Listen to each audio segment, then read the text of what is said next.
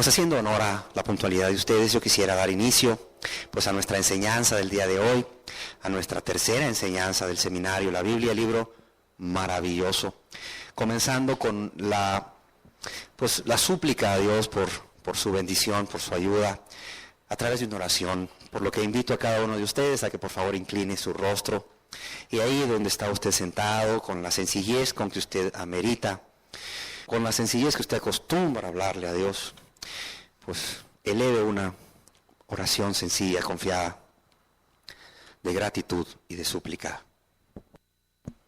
Señor, nuevamente queremos darte gracias por poder estar delante de tu presencia, por podernos reunir con libertad.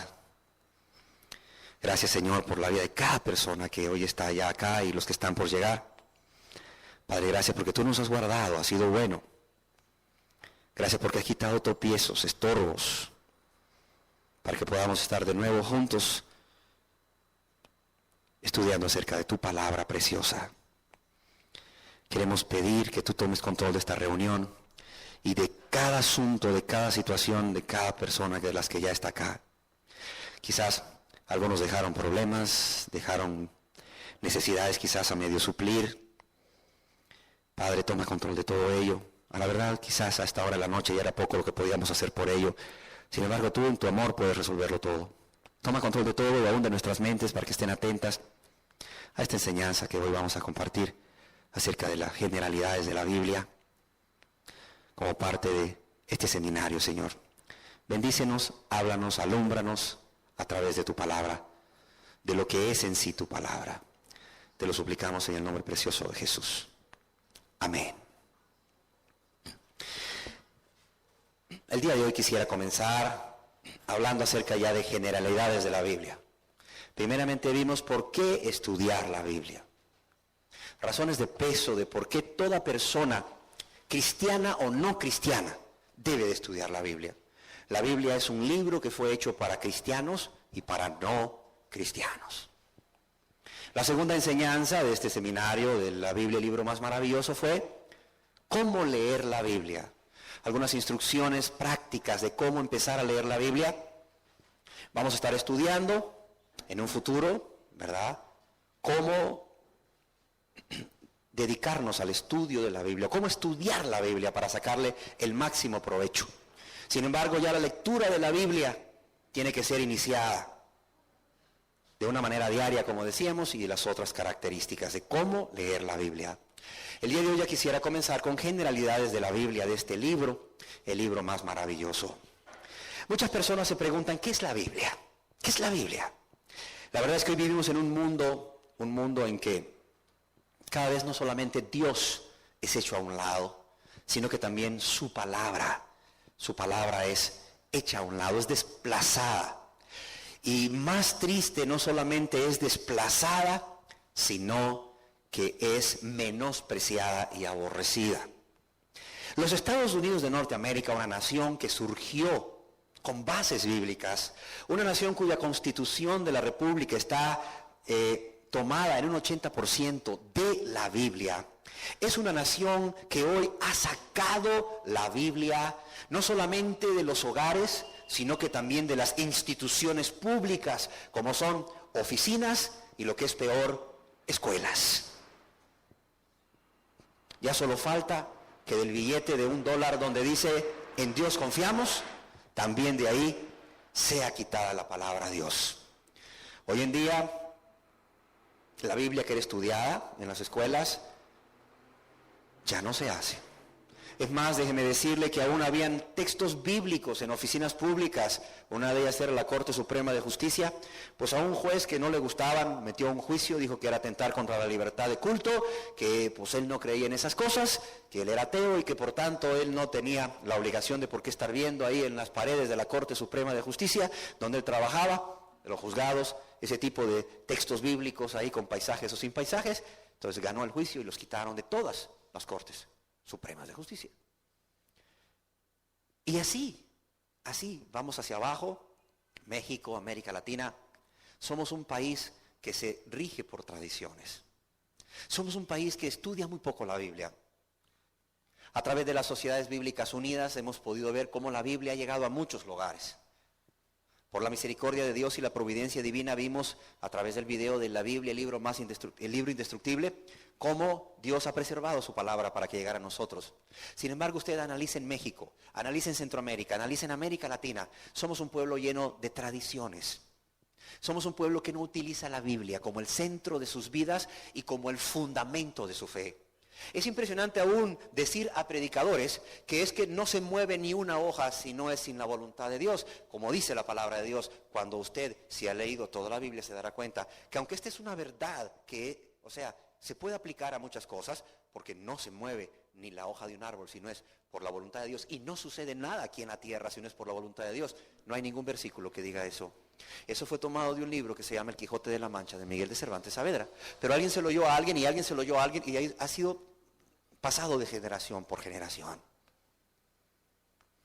Y es por eso que en una generación donde la Biblia es hecha a un lado, es menospreciada, la Biblia es aborrecida, la gente cada día cree menos que la Biblia es palabra de Dios, sino un cuento de hombres, es necesario que nosotros volvamos a la Biblia. Pero volvamos a la Biblia no solo para leerla, sino para conocerla, para conocer todo lo que este libro maravilloso encierra. ¿Qué es la Biblia? La Biblia podríamos definirla como la revelación de Dios a la humanidad. Y esta es la definición canónica o la definición mayormente aceptada y más breve de la Biblia. La revelación de Dios a la humanidad. Déjenme decirles, quizás algunos ya lo sabrán o lo intuirán, que todo lo que Dios tiene preparado para el ser humano, todo lo que Dios tiene preparado para ti, para mí, y todo lo que Dios requiere de ti y requiere de mí, y todo lo que tú y yo necesitamos saber de parte de Dios, está en un libro que se llama la Biblia. Juan Wesley, un hombre utilizado por Dios en Inglaterra para traer un avivamiento que duró 50 años, que transformó toda una nación. A este hombre, a pesar de haber leído muchos libros, porque era un gran lector, y de haber escrito él personalmente muchos libros, se le llamaba como el hombre de un solo libro. Como el hombre de un solo libro, la Biblia. ¿Por qué? Porque todo lo que Dios tiene preparado para el hombre, todo lo que el hombre necesita saber de Dios y todo lo que Dios requiere del hombre, todo lo que Dios va a demandar de ti y de mí, o demanda de ti y de mí, eso lo encontramos en un libro que se llama la Biblia. ¿Quién es el autor de este libro? Como estaremos viendo, es Dios.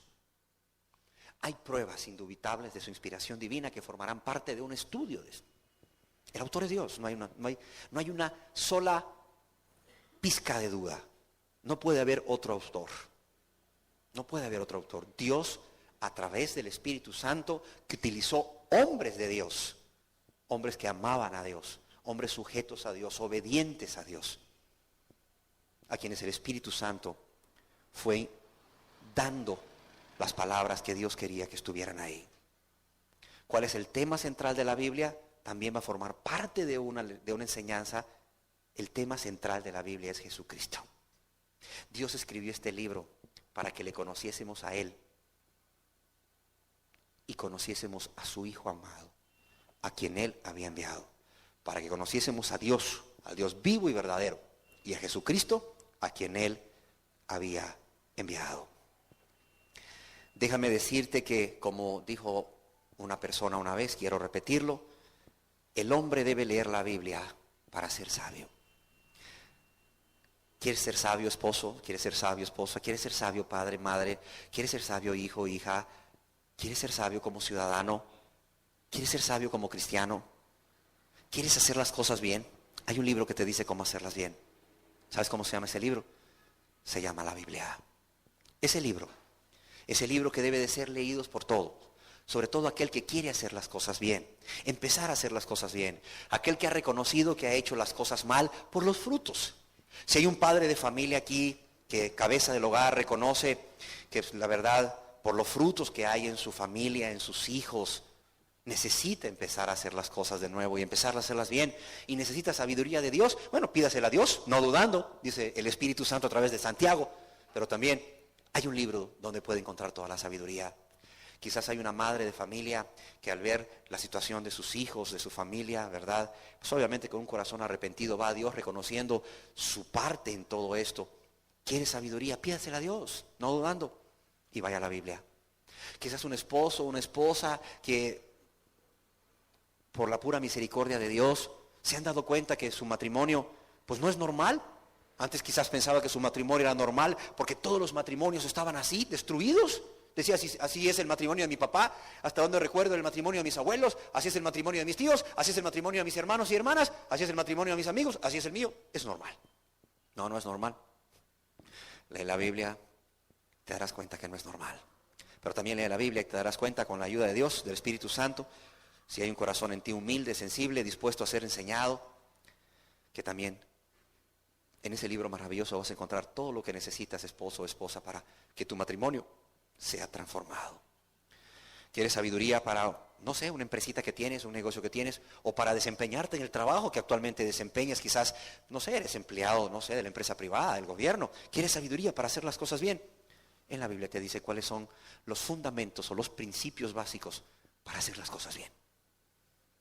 El hombre debe leer la Biblia para ser sabio, pero también debe creerla. Debe creer todo lo que en ella está escrita para ser salvo.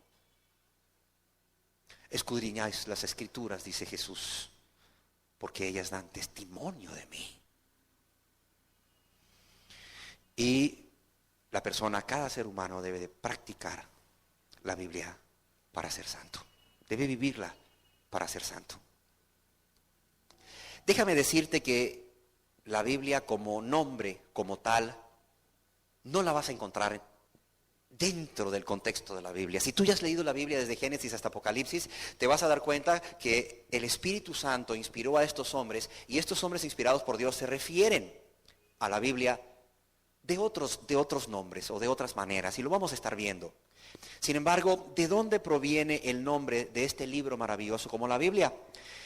Déjame decirte que fue hasta el año 398 aproximadamente después de Cristo, que Juan Crisóstomo, quien era un obispo de Constantinopla, él ejerció ese obispado, era un patriarca de Constantinopla, del año 398 al año 404 después de Cristo, fue él quien introdujo el término de la Biblia para este libro que nosotros, pues hoy conocemos como la Biblia y nos referimos tan comúnmente como la Biblia. Antes del año 398 no se le conocía como la Biblia, tenía otros nombres. ¿De dónde aparece este nombre de la Biblia? Bueno, tiene su historia, y la historia es la siguiente. La hoja de papiro que se preparaba para los escritos bíblicos, los griegos la llamaban biblos.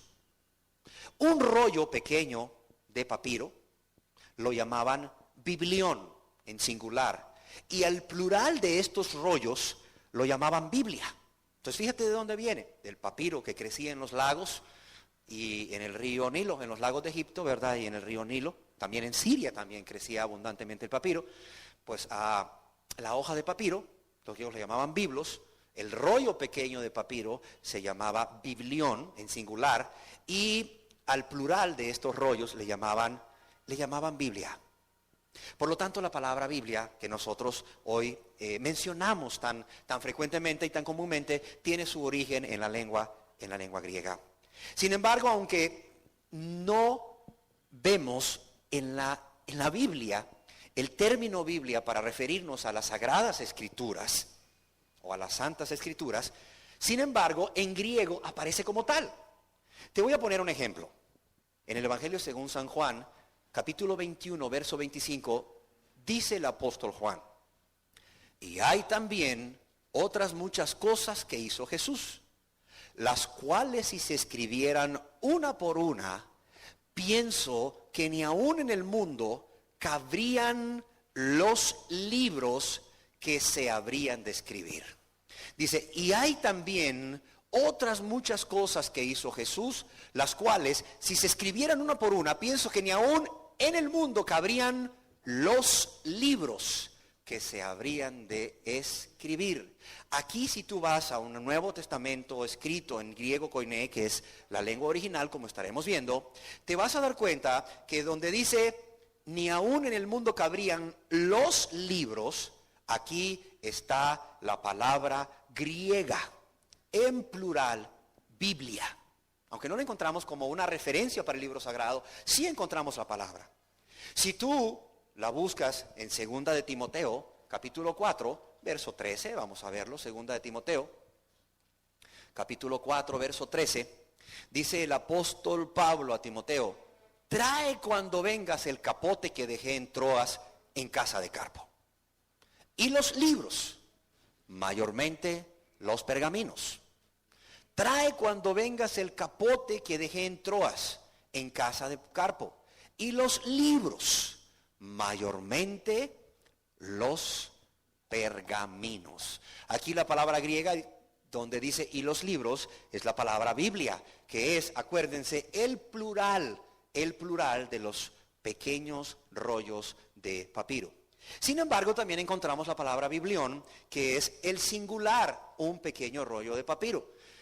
Lucas capítulo 4, Evangelio según San Lucas, capítulo 4, verso 17.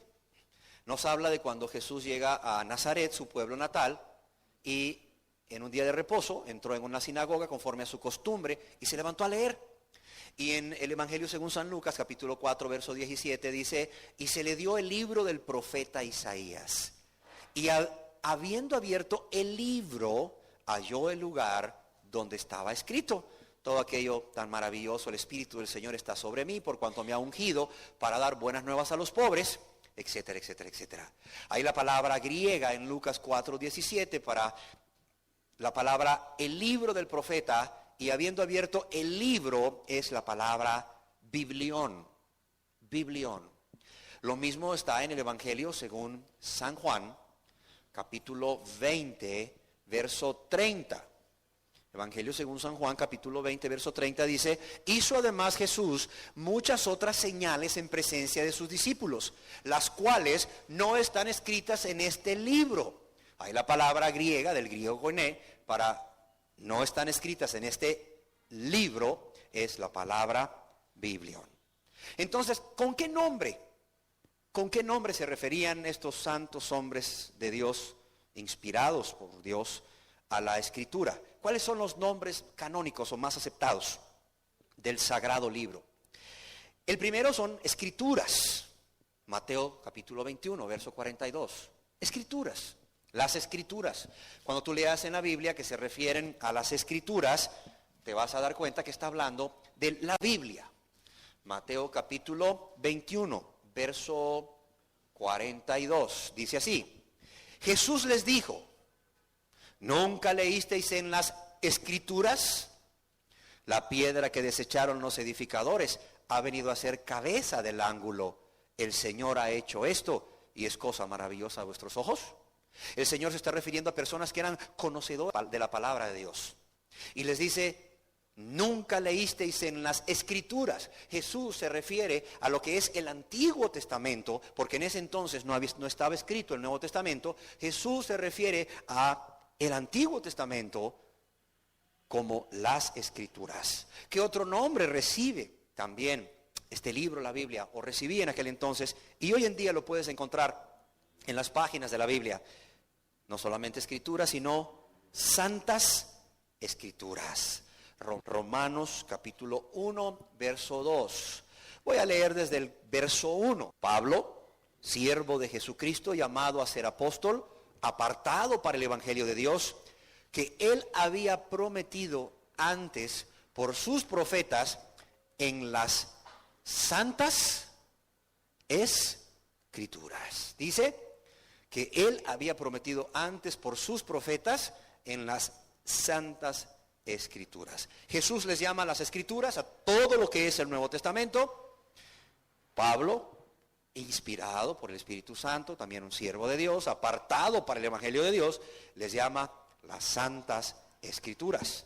Por ejemplo, en el libro de Isaías capítulo 34, verso 16, Isaías capítulo 34, verso 16, vemos cómo se le llama libro de Jehová.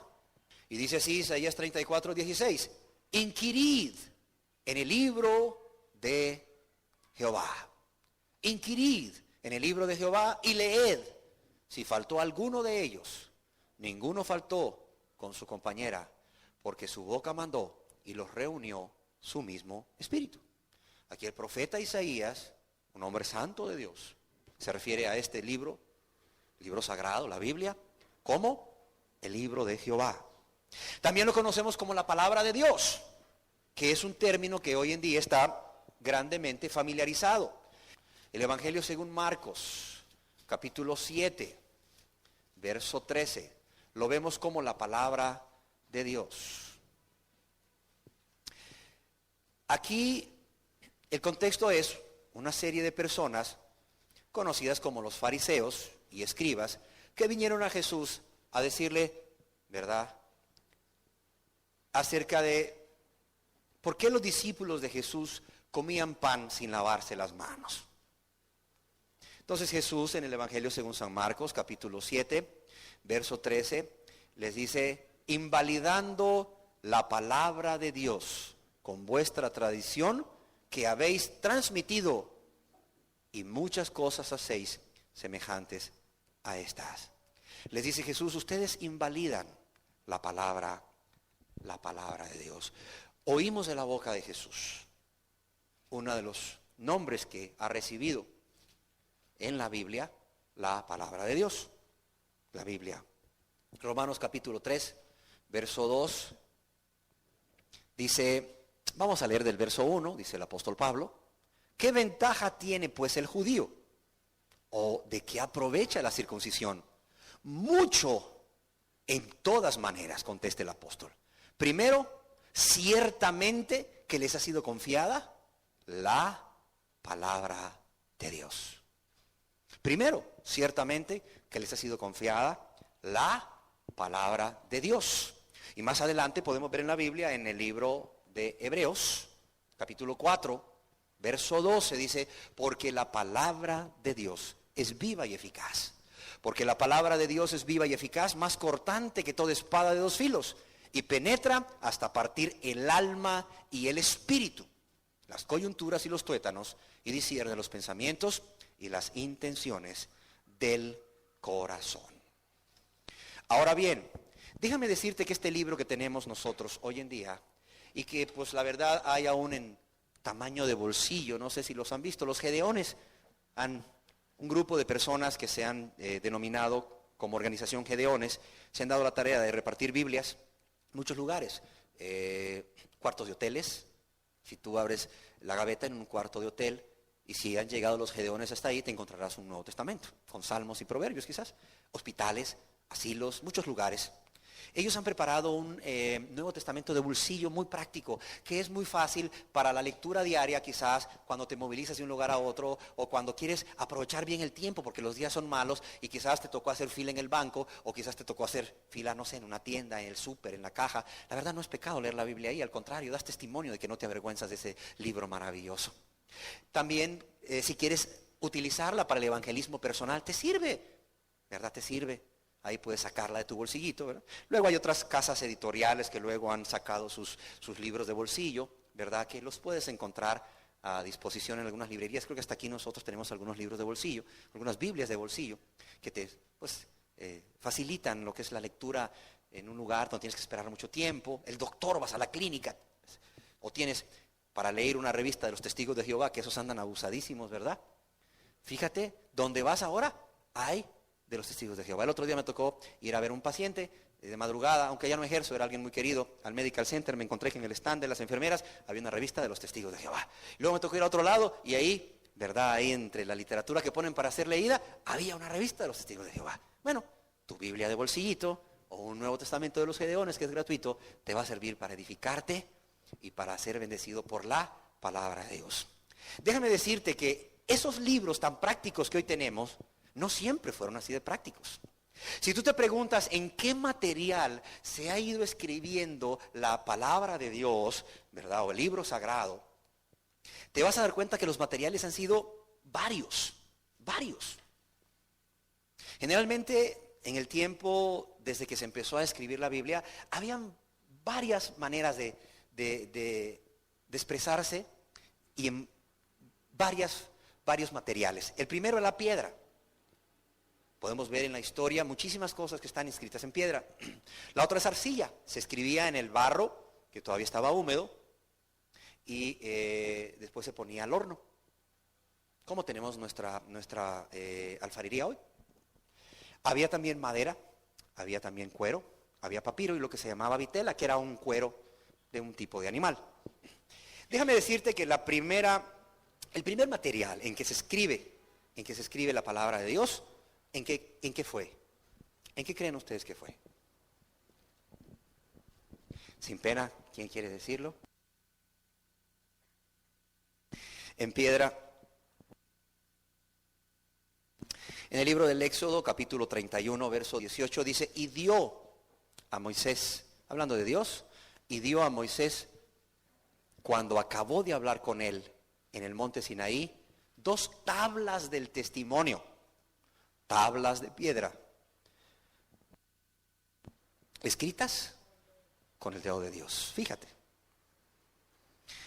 la voluntad de Dios expresada a su pueblo, primeramente fue escrita con el dedo de Dios y en tablas de piedra. Dice, y dio a Moisés, cuando acabó de hablar con él en el monte Sinaí, 2 tablas del testimonio, tablas de piedra, escritas con el dedo de Dios. No, imagínate qué bueno que fue Dios, que después Dios iluminó a los escribas, que se escogieran otros materiales.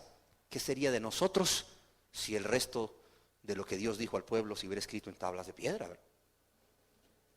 Arcilla. La utilización de arcilla como material de escritura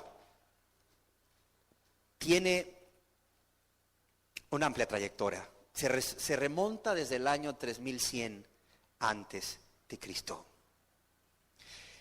Era mucho más fácil de usar por cuanto el barro era moldeable. Se hacían, por así decirlo, como ladrillos muy finos de barro, y ahí se escribía todavía cuando estaba fresco el barro, húmedo el barro, y luego se metía al fuego. Y la verdad es que hasta hoy en día hay muchísimas evidencias de esto. Por ejemplo, la Biblioteca Real de Asiria en Nínive, que data del año 650 a.C., se dice que consistía en miles de tabletas de arcilla, las cuales muchas de ellas se han preservado hasta el día de hoy. Déjame decirte que también en este material se usó muy poco en la Biblia, pero sí llegó a usarse. En el libro de Ezequiel, capítulo 4, verso 1. Dios le da una instrucción clara a Dios acerca de la destrucción que viene sobre Jerusalén. Y Dios le dice a Ezequiel cómo va a ser el sitio de Jerusalén, y le dice que lo escriba ese sitio, cómo va a ser el sitio. Y en el libro de Ezequiel, capítulo 4, verso 1, le dice, tú, hijo de hombre, tómate un adobe y ponlo delante de ti, y diseña sobre él la ciudad de Jerusalén. Y pondrás contra ella sitio y edificarás contra ella fortaleza y sacarás contra ella baluarte y pondrás delante de ella campamento y colocarás contra ella arietes alrededor. Tómate un adobe. Está hablando de un adobe, pero no para construir así grandotote grueso, sino algo muy fino, una tableta, por así decirlo, una tablilla, como los azulejos básicamente que se utilizan hoy en los baños y para decorar cocinas, quizás finos, eran cuadrados o eran rectangulares. Y podemos ver cómo Dios le instruye a este hombre de Dios, Ezequiel, que tome un adobe y que estando aún fresco, ¿verdad?, dibuje la ciudad y cómo va a ser sitiada. Madera. En Habacuc, capítulo 2, verso 2, vemos quizás de alguna manera algo que podría parecer, ¿no? La palabra de Dios escrita en madera. Habacuc, capítulo 2, verso 2 dice, y Jehová me respondió y dijo, escribe la visión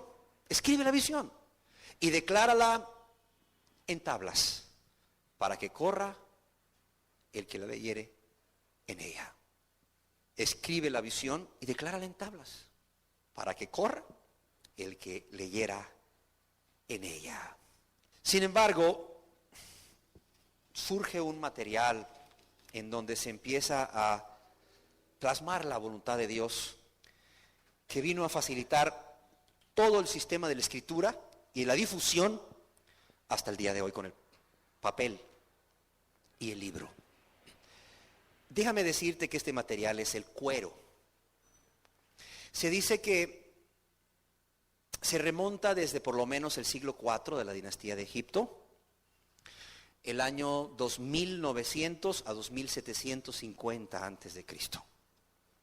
Y los judíos lo utilizaban el cuero como material de escritura para ir escribiendo el Antiguo Testamento de un rollo a otro rollo, para preservarlo porque se deterioraba, pero también, sobre todo en aquellos momentos donde se vio en peligro la transmisión de la voluntad de Dios por personas con corazón perverso que procuraban destruir ese libro.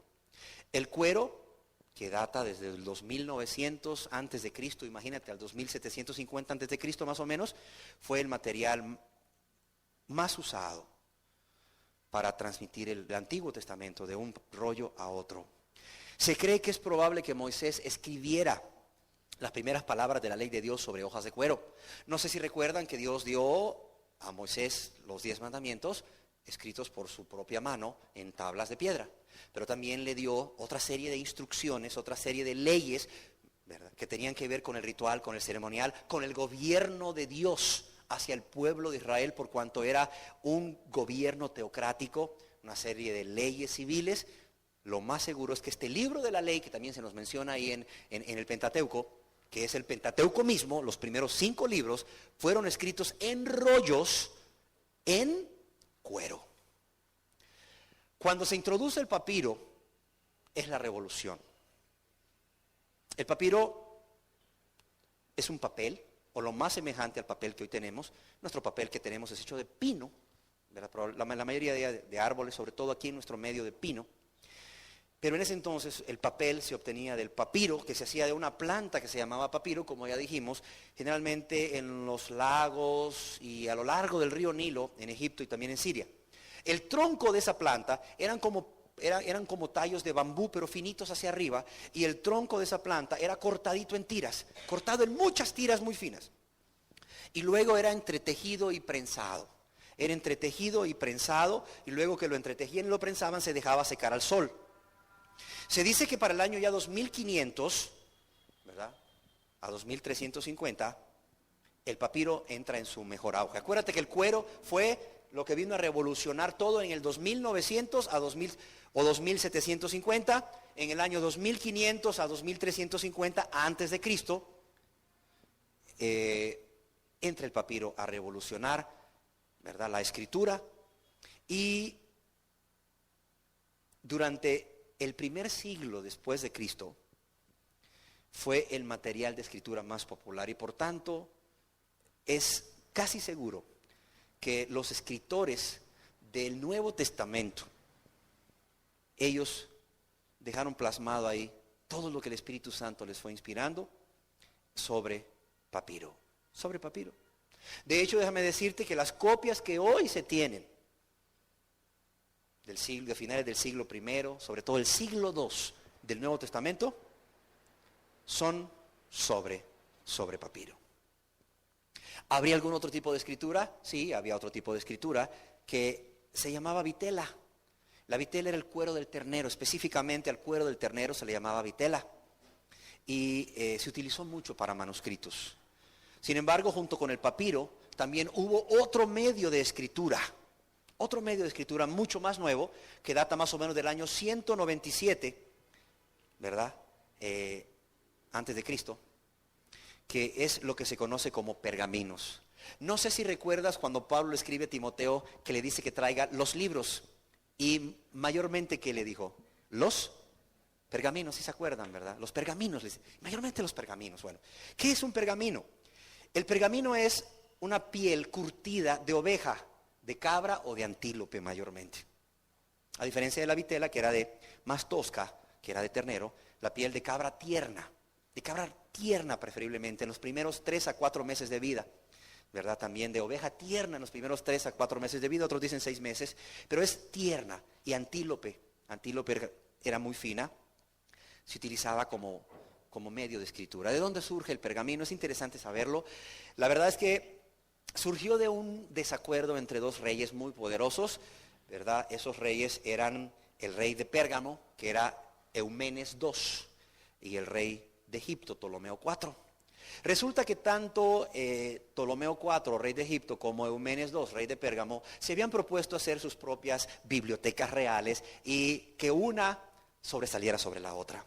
Obviamente que para ese entonces lo más práctico era el papiro, pues, desde, imagínate, el año 2500, y era producido en Egipto. El rey Ptolomeo IV de Egipto, ¿verdad? Lo primero que hizo fue bloquear la salida de papiro, de modo que este rey de Pérgamo se vio imposibilitado a seguir construyendo esa grande biblioteca que él había planeado, por un boicot, por así decirlo, de este rey, el rey de Egipto. Y fue cuando el rey Eumenes se vio obligado a desarrollar otro material para la escritura, y el resultado de ese desacuerdo fue un cuero de muy alta calidad, preparado para la escritura por ambos lados. Y ese era algo que era innovador, poder escribir a ambos lados de algo, pues, porque anteriormente solamente se escribía por un lado todo. De hecho, la escritura que tenemos en el Antiguo Testamento era escrita en rollos, ¿verdad?, que se iban desplegando. Algunos rollos dicen que llegaban a medir hasta 40 metros, 42 metros, imagínate, rollos que se iban desplegando con los libros escritos de continuo. Sin embargo, el promedio de los metros de estos rollos era de papiro, era de 17 metros, y se dice que solamente se podía escribir por un lado. Sin embargo, cuando aparece el pergamino, eso viene a revolucionar aún más, porque es más duradero, igualmente manejable, flexible como el papiro, y se puede escribir por los dos lados. Este material, de hecho, fue ampliamente utilizado por los cristianos primitivos, y su uso persistió 1000 años después de su invención. 1000 años después todavía de su invención, todavía seguía usándose el pergamino. De hecho, vemos que Pablo los valora mucho, dice, tráemelos, sobre todo los pergaminos. ¿Cómo estaba la Biblia diseñada? Ya tenemos el papiro, ya tenemos los pergaminos, pero déjame decirte que en aquel entonces la Biblia, que solo era el Antiguo Testamento inicialmente, estaba diseñado no en la manera que hoy lo tenemos como códice o libro. No, para nada. Eran rollos. Yo no sé si tú te recuerdas el famoso etíope eunuco a quien Felipe fue enviado a compartirle en el desierto. Él venía leyendo el rollo del profeta Isaías. Por cierto, no era común que una persona tuviera un rollo de estos. Generalmente estaban guardados en las sinagogas. De hecho, quizás tú te acuerdes que en uno de los textos que leímos del Evangelio, creo que era de Lucas, de San Lucas, a Jesús se le dio a leer en la sinagoga uno de los rollos. Curiosamente el libro, o el rollo, más bien el rollo, porque no estaban en códice o libro, el rollo del profeta Isaías. ¿Y cómo se hacían estos rollos? Bueno, se lograban hacer hojas de papiro y se iban pegando una hoja de papiro con otra hoja de papiro, quizás interpolándolas en una cantidad para que fuera firme, y así de hoja en hoja se lograban hacer largas tiras que luego, para poderlas manipular más fácilmente, se iban, como imagínate, un rollo de papel higiénico. Tiene algo sólido en medio, ¿no? Tiene algo sólido en medio que permite que tú lo puedas, pues, alar o volver a doblar. Bueno, aquí eran dos palos, uno a un lado y otro a un lado. Y lo que hacía la gente es que iba abriéndola, cerrándola, o cerraban o abrían, para poder manipular con mayor facilidad, aunque esto era aún difícil. La escritura, como les decía, se hacía solamente por un lado. El papiro no lo permitía, solo por un lado. El códice o libro vino a facilitar la lectura y a reducir el bulto, obviamente, y a que cada persona tuviese acceso a la palabra de Dios. Comenzó haciéndose con hojas de papiro, las cuales se disponían en forma de libro y se empezaron a escribir primeramente por un lado y luego por ambos lados. Y esta es la forma como más o menos en el siglo III después de Cristo es que ya se empieza a divulgar ampliamente lo que hoy conocemos la Biblia en forma de libro o en forma de códice. Tú te preguntarás, ¿en qué idioma la escribieron? Es muy probable que aquí todos o muchos sepan en qué idioma la escribieron, pero quizás algunos no. Primeramente, déjame que explicarte en qué tipo de escritura se hacía. Al inicio se escribían letras mayúsculas, nada más. El hebreo no contenía minúsculas. El hebreo, que era el idioma en que más estaba escrito el Antiguo Testamento, era puras letras mayúsculas. Eran letras que de hecho eran dibujadas cada una con sumo cuidado. A este tipo de escritura se le conoce como escritura uncial. Escritura mayúscula, dibujada con sumo cuidado. Y de hecho, el código o el códice vaticano y el código sinaítico, que son fuentes de donde se ha tomado información para la Reina Valera, que es la Biblia que pues creo que todos leemos hoy en día, y 1960 es mejor aún. El código o el códice vaticano y sinaítico son manuscritos unciales. Si tú tienes acceso a uno de ellos, ahora están en el Vaticano, son objetos de museo, tú te vas a dar cuenta que es una estructura pura mayúscula. Todo el hebreo está escrito en mayúscula. Las minúsculas, que fueron creadas para aumentar la producción de los libros, se inició hasta el siglo IX. Hasta el siglo IX después de Cristo, el año 900 después de Cristo, cuando aparecen una serie de escribas o escritores, que eran las personas encargadas de copiar letra por letra, palabra por palabra, frase por frase, que se conocían como los masoretas. Era una escritura minúscula, como nuestra minúscula, más pequeña y más fácil de escribir y más fácil de hacer. ¿Cuáles son los idiomas o los lenguajes en que se escribió la Biblia? Déjame decirte que el antiguo hebreo era la lengua de Judá y la lengua del Antiguo Testamento. En Segunda de Reyes, capítulo 18, Segunda de Reyes, capítulo 18, verso 26, dice así. Segunda de Reyes, capítulo 18, verso 26. Entonces dijo Eliakim, hijo de Hilcías, y de Sebna y Joa, al Rabsacés: te rogamos que hables a tus siervos en arameo, porque nosotros lo entendemos, y no hables con nosotros en lengua de Judá, a oídos del pueblo que está sobre el muro. Déjame ponerte en contexto. Un rey, Sennacherib, el rey de Asiria, había sitiado Judá. El rey Ezequías era el rey de Israel. Este rey, Sennacherib, envió a sus funcionarios reales a que hablasen con los funcionarios del rey Ezequías y pactaran la rendición. Y para provocar temor en el pueblo y que el pueblo obligase al rey Ezequías de que se rindiera, estas personas llegaron hasta la muralla de la ciudad y a grito partido, por así decirlo, empezaron a decir, por ejemplo: decida ahora Ezequías, así dice el gran rey de Asiria, ¿qué confianza es esta en que te apoyas? Dices, pero son palabras vacías. Consejo tengo y fuerza para la guerra. ¿Mas en qué confías? Que te has rebelado contra mí. ¿Y en qué confía? He aquí que confías en este báculo de caña cascada en Egipto, en el cual, si alguno se apoyare, se le entrará por la mano y le traspasará. Tal es Faraón, rey de Egipto, para todos los que en él confían.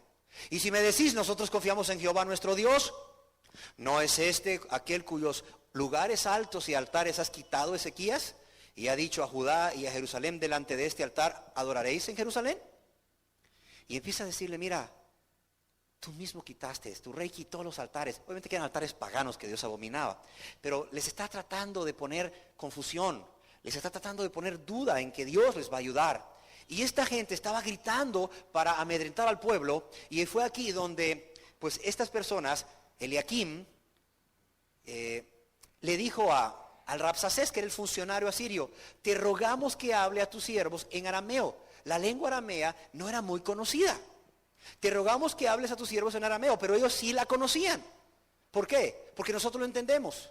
Y no hables a nosotros en lengua de Judá, que es el hebreo antiguo, a oídos del pueblo que está sobre el muro. Igual en el verso 28 ahí mismo vemos: entonces el Rabsacés se puso en pie y clamó a gran voz en lengua de Judá, y habló diciendo: oíd la palabra del gran rey, el rey de Asiria. El hebreo es una lengua que estaba muy estrechamente relacionada, ¿verdad?, al pueblo. El alfabeto hebreo, déjame decirte que tenía 22 consonantes, pero como ya dijimos anteriormente, carecía de vocales. Y así se escribía, sin vocales, hasta el año 900 después de Cristo. Por ejemplo, la palabra hebrea para Dios era escrita con el tetragramatón que todos conocemos, solo en mayúsculas, que es YHWH, ¿verdad? Y es la palabra como se escribía Dios en hebreo antiguo.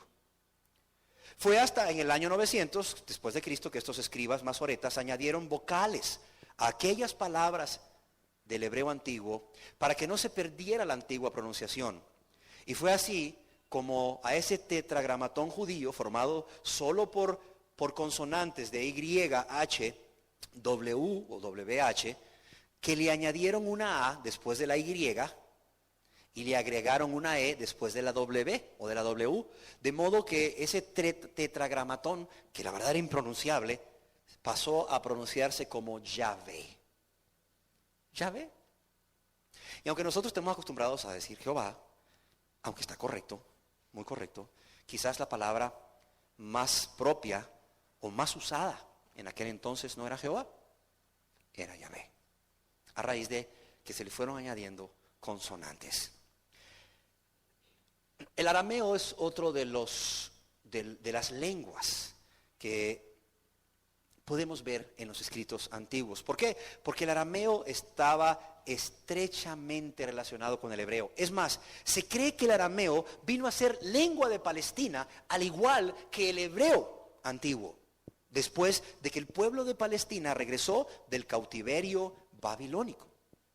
Es más, muchas personas piensan que es muy probable que Jesús utilizara durante su ministerio en la tierra tanto el hebreo antiguo como el arameo, como una manera de manifestar a ese pueblo lleno de necesidad las buenas nuevas del reino, las buenas nuevas del evangelio. El arameo aún lo vemos en el Nuevo Testamento. ¿Hay porciones en el Antiguo Testamento de arameo? Sí hay. Si acaso tú quieres escribirlo, nomás por cultura, conocimiento, Jeremías capítulo 10, verso 11 está escrito en arameo. Daniel capítulo 2, versículos o versos del 4 al 7, y capítulo 7, verso 28 están escritos en arameo. Esdras capítulo 4, versículo del 8 al 6, y también Esdras capítulo 6, verso 18, y Esdras capítulo 7, verso del 12 al 26, están escritos en arameo. Por cierto, ¿quién me puede decir alguna frase de las que están en arameo en el Nuevo Testamento? Las pronunció Jesús. ¿Alguien que se acuerde? Sí, Talita Kumi, muchacha, levántate. Claro, el Nuevo Testamento. Sí, Talita Kumi. Elí, lama sabactani. Dios mío, ¿por qué me has desamparado? También están escritas en arameo. Es más, la palabra Abba Padre, Abba, que está en Marcos capítulo 14, verso 36, en Romanos 8:15 y en Gálatas 4:6. Esa palabra Abba es una palabra en arameo, que podemos ver no solamente en el Antiguo Testamento, sino en el Nuevo Testamento. Ahora bien, ¿qué del Nuevo Testamento? El Antiguo Testamento, en hebreo antiguo, la lengua de Judá, fue escrito en su totalidad, excepto en estas porciones que les he dicho de la Biblia, que fue escrito en arameo, pero el Nuevo Testamento está escrito en griego.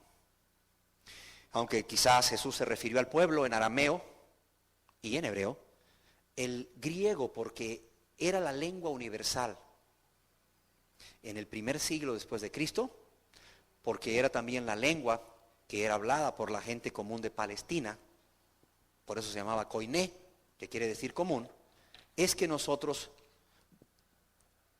vemos el Nuevo Testamento escrito en esta lengua. Los manuscritos del Nuevo Testamento fueron entonces originalmente escritos en el griego koiné, el lenguaje común de la gente del mundo, conocido hasta ese entonces del primer siglo. La verdad es que no hay evidencias de que los manuscritos originales del Nuevo Testamento fueran escritos en ningún otro lenguaje. No hay ninguna. Así que cuando se hable de manuscritos del Nuevo Testamento, como el, ¿verdad?, código sinaítico, el código alejandrino, por cierto, ¿verdad?, se va a estar refiriendo a manuscritos que fueron escritos en griego. Algunos se preguntarán, ¿cómo es que la Biblia fue conformada? La verdad no fue fácil para los escritores de la Biblia, para los que recopilaron la Biblia por nosotros, no fue fácil hacerlo. Déjenme decirles que yo no sé si ustedes han oído hablar de libros deuterocanónicos. Los libros deuterocanónicos son libros fuera del canon. Y esto nos lleva a la palabra canon, que es precisamente donde quiero llegar. La palabra canon juega un papel muy importante para la recopilación de los libros que hoy tenemos en nuestra Biblia y que Dios en su infinita misericordia permitió que llegasen hasta nosotros de esa manera. La palabra canon viene de una raíz que significa caña. La palabra hebrea para canon era gané y la palabra en griego para canon era canon precisamente. Y es una caña que se utilizaba para medir. Es como el metro que utilizan en muchos pueblos. Yo no sé si ustedes alguna vez fueron a un pueblo, a mí me tocó verlo en la tienda de mi abuelita, era un metro de madera. ¿No había metro de estos ¿de qué material es el plástico? No, era un metro de madera. La cinta métrica no existía, era un metro de madera. Con ese medían y con ese te pegaban igual. Te daban sus nalgadas ahí. Bueno, esa era la vara para medir. La palabra canon viene precisamente de caña, que es lo que se utilizaba para medir. Y es de donde se utilizó el término como norma. La norma, la regla para muchas cosas, ¿no? Para decir esto está bueno o esto está malo, había un canon. Para decir igual qué libros eran inspirados por Dios y qué libros no eran inspirados por Dios, también se utilizó un canon o una regla.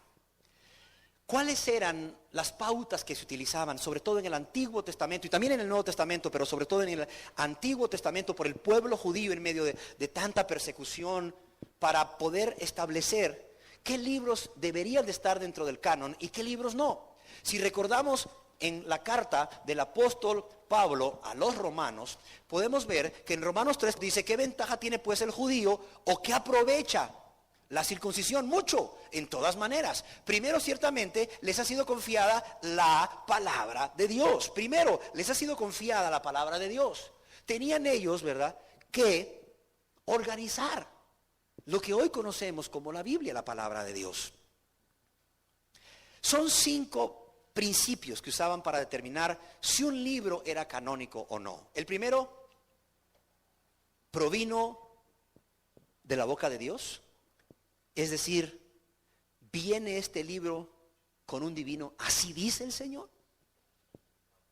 Eso era muy importante. Si tú lees Segunda de Macabeos, que es un libro que está en el Antiguo Testamento, al final algo así dice el autor. Si el libro quedó bueno, qué bueno. Si el libro no les gusta, qué pena, ¿no? yo intenté hacerlo mejor. Claramente este hombre dice que la fuente de inspiración del libro de Segunda de Macabeos, que es el mismo autor de Primera de Macabeos, es él, no es Dios. No dice, así dice el Señor.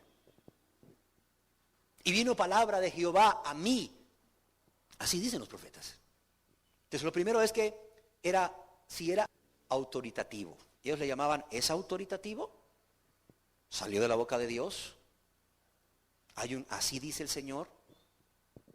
Segundo, ¿fue escrito por un hombre de Dios? ¿Quién lo escribió? ¿Un hombre de Dios? ¿Un profeta? ¿Es profético? ¿Fue escrito por un profeta, un hombre de Dios? Tercero, ¿es auténtico? ¿Los padres de la iglesia utilizaron este libro? Y no solo eso, ¿Jesús mismo se refirió a este libro? Es impresionante que la prueba de si Jesús mismo se refirió a este libro hace que los libros deuterocanónicos o fuera del canon sea claro que nunca tuvieron inspiración divina, son parte de la historia del pueblo de Israel. ¿Sabías tú que en los evangelios Jesús se refiere a muchos libros del Antiguo Testamento? Sin embargo, no se refiere a ni un solo libro de los deuterocanónicos. Jesús se refirió a ellos, hizo mención a ellos. Los apóstoles, hombres que vivieron con Jesús, anduvieron con Jesús, ¿hicieron mención a ellos o no? Luego los padres de la iglesia, discípulos de los apóstoles, ¿hicieron mención a ellos? Cuarta característica, es dinámico, tiene el poder de Dios que transforma las vidas. Y luego quinto, ¿fue recibido, reunido, leído y usado por el pueblo de Dios? ¿Por qué razón se hizo el canon del Antiguo Testamento? Primeramente porque con la destrucción de Jerusalén en el año 70 después de Cristo, los judíos fueron esparcidos y se vieron en la necesidad de guardar las escrituras. Estaban en peligro, no solamente el pueblo judío como tal, sino las escrituras, la palabra de Dios. Para ese entonces, después del año 70 después de Cristo, se empezaba a divulgar ampliamente la palabra de Dios en las sinagogas, que ya había sido un medio para mantenerse cerca de las escrituras durante el cautiverio, antes del cautiverio romano. Y habían otros escritos que eran de dudosa reputación. Déjame decirte que se dice que a través de reunir los libros del Antiguo Testamento dentro de un canon, los judíos llegaron a ser un pueblo de un libro, y fue este libro el que los mantuvo unidos. ¿Cómo estaba distribuido el Antiguo Testamento? Muy diferente como lo tenemos ahora. Esta es cultura general, es necesario que tú lo conozcas porque es parte del estudio de la Biblia. Estaba dividido primeramente en la ley, que ellos llamaban como Torá, conformada por 5 libros: Génesis, Éxodo, Levítico, Número y Deuteronomio. Bueno, nosotros lo tenemos igual. Luego ellos tenían lo que se llamaba los profetas, o Nebim, que era conocido como profetas anteriores y profetas posteriores. Los profetas anteriores eran Josué, Jueces, Samuel y Reyes. Si tú te das cuenta aquí y has estudiado la Biblia, dirás, bueno, pero es que en mi Biblia dice Josué, Jueces, y ahí hay otros libros ya, ¿verdad? Primera de Samuel, Segunda de Samuel, Primera de Reyes, Segunda de Reyes. De Josué, después Jueces, viene Ruth, ¿verdad? Esdras, Nehemías también está incluido aquí. Primera de Crónicas, Segunda de Crónicas. Así es como está nuestra Biblia. Sin embargo, originalmente no estaba así. Posteriormente explicaremos al respecto. Luego están los profetas posteriores, Isaías, Jeremías, Ezequiel, que es como lo tenemos nosotros, y algo que ellos le llamaban los 12, que nosotros le hemos conocido como profetas menores, que son 12 profetas menores.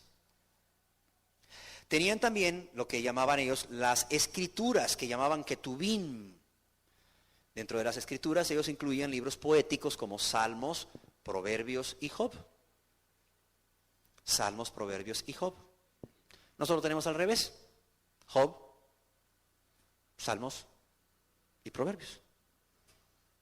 Tenían también lo que se llamaba los 5 rollos o Megilot, que era Cantar de Cantares, todo seguido, que es Ruth, Lamentaciones de Jeremías, Esther y Eclesiastés, lo cual en nuestra Biblia está muy diferente. Y tenían libros históricos que eran Daniel, Esdras, Nehemías y Crónicas. A raíz de descubrir en las cuevas de Qumran, ¿verdad?, cerca del Mar Muerto, los famosos rollos de Qumran, es impresionante ver cómo ese Antiguo Testamento que ellos tenían es el que nosotros tenemos. Nada más que el orden ha sido de alguna manera diferente. Aquí los judíos los anotaban conforme quizás a cronicidad en algunas partes y luego conforme a temas, índices temáticos. Nosotros en nuestra Biblia lo tenemos en algunos con acronicidad, básicamente para un mejor entendimiento. Los libros de Samuel solamente se dividieron en primera y segunda de Samuel, pero el contenido es el mismo. Los libros de Reyes solamente se dividieron en primera y segunda de Reyes. ¿Sí? Igual Crónicas. Los judíos consideraban el libro de los profetas menores como un solo libro. Nosotros lo dividimos en 12 libros diferentes. Para terminar, ¿qué pasó con el Nuevo Testamento? Rápidamente, veremos que el Nuevo Testamento se utilizó lo mismo para determinar qué libro tenía que entrar dentro del canon del Nuevo Testamento. Se utilizaron las mismas 5 características que se habían utilizado para el Antiguo Testamento. Las mismas 5 características, y la razón por las cuales se hizo esto fue porque ya habían personas que se estaban apartando de la verdadera doctrina, del camino de Cristo, que estaban haciendo proselitismo por sus propios libros y que aún ya se estaban difundiendo. Déjame decirte que durante los primeros 200 años de la iglesia cristiana había un gran amor por Cristo. Y como había un gran amor por Cristo, el Salvador, había también un gran amor por su palabra y había un gran deseo por leer. Todo lo que les llegaba a ellos era pan. Todo lo que les llegaba era pan, es decir, cada palabra que les llegaba era pan para sus almas. Y eso hizo que muchas personas que se desviaran del camino de la fe empezaran a escribir sus propias doctrinas utilizando mezclas de lo que Jesús había dicho. Claro. Y es por eso que fue necesario que se escribiesen estas cartas que vemos de Pablo para defender la fe. La mayoría de las cartas de Pablo eran defensa de la fe. Las cartas de Juan, primera, segunda de Juan y tercera de Juan, sobre todo primera de Juan, es clara, era contra los gnósticos, que ya estaban queriendo ya para final del primer siglo leudar la masa. Y luego había que ver, no solamente, ¿verdad?, qué doctrina estaba tratando de leudar el cristianismo verdadero, sino qué libros eran de Dios y cuáles no eran de Dios, qué libros eran inspirados y cuáles no. Por ejemplo, Marción, en el año 140 después de Cristo, desarrolló su propio canon y comenzó a propagarlo.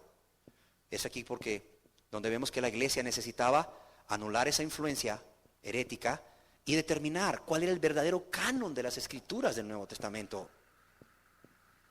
Muchas iglesias orientales se dice también que estaban usando en sus servicios libros que eran decididamente fuera de contexto, espurios.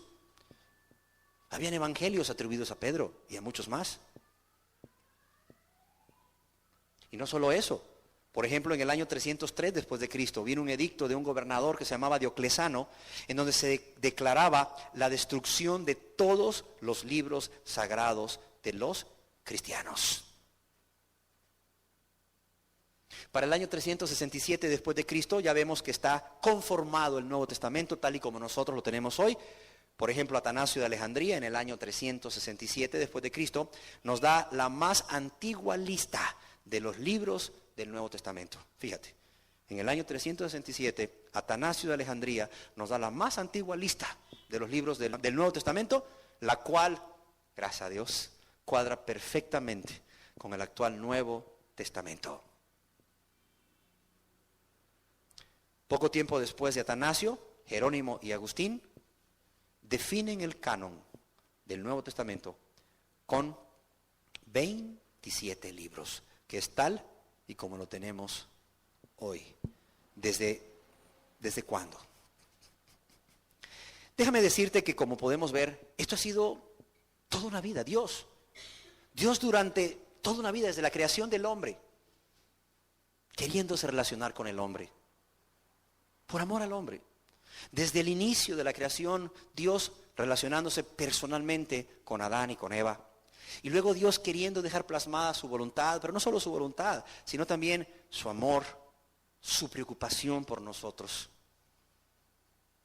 a través de un libro que se llama la Biblia, el cual nos ha llegado desde tablas de piedra hasta los manuscritos en piel curtida, papiro, primeramente en forma de rollos, y hasta hoy en día, para nuestra comodidad, ¿qué Dios más bueno?, en forma de códice o libro. ¿En distintas lenguas? Sí. Tan distintas la del Antiguo y la del Nuevo. Pero gracias a Dios que también levantó a hombres santos que se dedicaron de todo corazón a la tarea de traducir estos libros. No solamente hombres santos que se dedicaron a ver o a escudriñar cuáles libros eran y cuáles no eran inspirados por Dios, de modo que tuviésemos un canon, una regla, tanto del Antiguo Testamento como del Nuevo Testamento, sino que también tuviéramos este canon del Antiguo y del Nuevo Testamento en nuestro idioma. Yo pregunto, ¿cómo no valorar la Biblia? ¿Cómo no valorarla? ¿Cómo no leerla? ¿Cómo no meditarla? ¿Cómo no vivirla?